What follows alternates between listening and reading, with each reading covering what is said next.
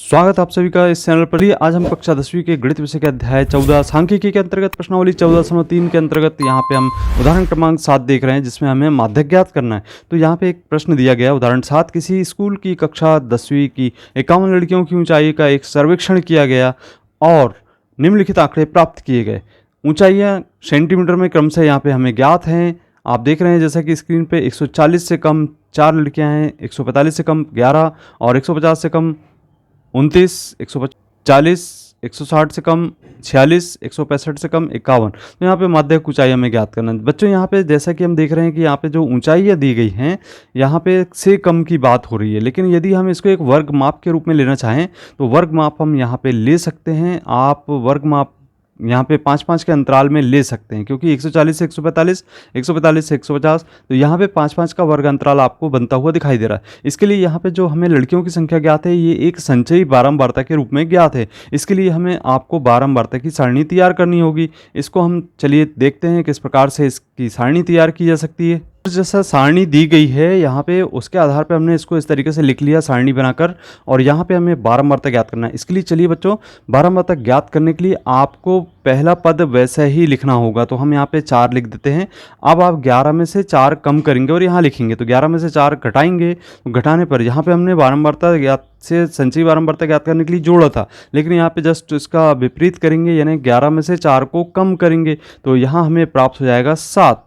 इसके बाद हम 29 में से 11 कम करते हैं, तो यहाँ पर प्राप्त होता है 18 के बराबर। 40 में से 29 को कम करते हैं तो हमें प्राप्त होगा 11, और 46 में से 40 को कम करते हैं तो हमें प्राप्त हो जाएगा 6, और 51 में से 46 कम करते हैं तो हमें प्राप्त होगा 5। इस तरीके से बच्चों ये हमें प्राप्त हो गई है बारंबारता और संचयी बारंबारता वाली सारणी। पहले हम ये देखते हैं कि यहाँ पे n/2 का मान कितना है। तो n/2 बराबर कितना होगा, यहाँ पे आप देखते हैं यहाँ पे 51, तो 51/2, n का मान यहाँ पे 51 है, और 2 का इसमें यदि भाग देते हैं तो यहाँ हमें प्राप्त होता है 25.5।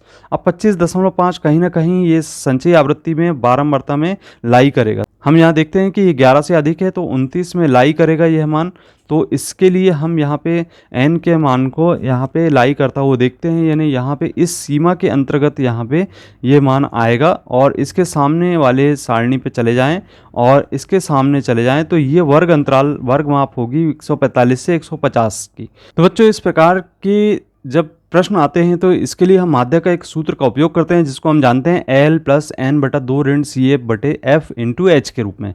यहाँ पे क्रम से L जो है, यहाँ पे आप देख रहे हैं जैसे वर्ग सीमा जो है वर्ग माप की, यहाँ पे निम्न सीमा 145 है, तो L का मान यहाँ पे 145 लिखा जाएगा, और इनके बीच का जो अंतर है वह H का मान होगा। तो यहाँ हमें 5 प्राप्त हो जाता है इनके बीच का अंतर। और इसी प्रकार से जब हम F और CF की बात करते हैं तो जो हमें n/2 का मान प्राप्त होगा 25.5, यहाँ पे लाई कर रहा है, इसके ऊपर CF होगा और इसके सामने वाला F होगा, तो ये जो मान है वह F का मान होगा, अर्थात यहाँ पे हम लिखेंगे 18, और इसके ऊपर वाला जो मान है वह CF का संचयी आवृत्ति के अंतर्गत, तो यहाँ पे मान है 11। तो इस तरीके से हमें सभी मान प्राप्त हो गए हैं। अब आप इन मानों को यहाँ पे सूत्र में मान रखकर इसको सरल कर सकते हैं। तो यहाँ पे हम मान रखते हैं, L का मान आपने रखा 145, और इसी तरीके से n/2 का मान जैसा कि हम देख रहे हैं यहाँ पे 25.5 प्राप्त हुआ है, इसका मान रख देते हैं, और CF का मान यहाँ से हम 11 रख देते हैं, और इसी तरीके से F का मान हम लिखते हैं 18 के बराबर, और इंटू H अर्थात 5 यहाँ पे हम गुणा कर देते हैं। 25.5 में से हम 11 को घटाते हैं तो 5 तो बचेगा ही दशमलव, यहाँ पे बचेगा हमारा 5 में से 1 गया 4, और 2 में से 1 गया 1। इस तरीके से 14.5 प्राप्त होगा, और बटे हम लिखेंगे 18 गुणित 5, हम 5 का गुणा कर देते हैं तो 45 लिखेंगे, 5 का गुणा करेंगे 25, शेष 2 बचेगा, 5 को 20 और 2 22, शेष 2 बचेगा, 5 का 5 और 2 7, 72.5 बटे 18। यहाँ पे हम 72.5 में 18 का भाग देते हैं तो 18 × 72 हो जाता है, भाग नहीं जाता। यहाँ पे हमें प्राप्त होता है दशमलव के बाद 0, और यहाँ पे 18 × 3 = 54 लगभग प्राप्त हो जाता है 4.03, और इसमें हम 145 का योग करते हैं तो हमें प्राप्त हो जाता है 149.03। तो ये इस प्रकार से हमारा माध्यक प्राप्त हो जाता है। तो बच्चों ये थी हमारे माध्यक ऊंचाई सेंटीमीटर में। हमने देखा कि जो माध्यक है वर्गीकृत आंकड़ों के लिए किस प्रकार से ज्ञात किया जाता है। उसके लिए सूत्र क्या है। तो आपने यदि अवर्गीकृत आंकड़ों के लिए माध्य ज्ञात करना नहीं देखा है तो आप यहाँ पे एंड स्क्रीन पे आपको यहाँ पे वीडियो की लिंक दिखाई दे रही है, आप उसको क्लिक करके जरूर देख सकते हैं। और इसी प्रकार के कंटेंट से जुड़े रहने के लिए आप चैनल को जरूर सब्सक्राइब करें। मिलते हैं अगले वीडियो में, धन्यवाद।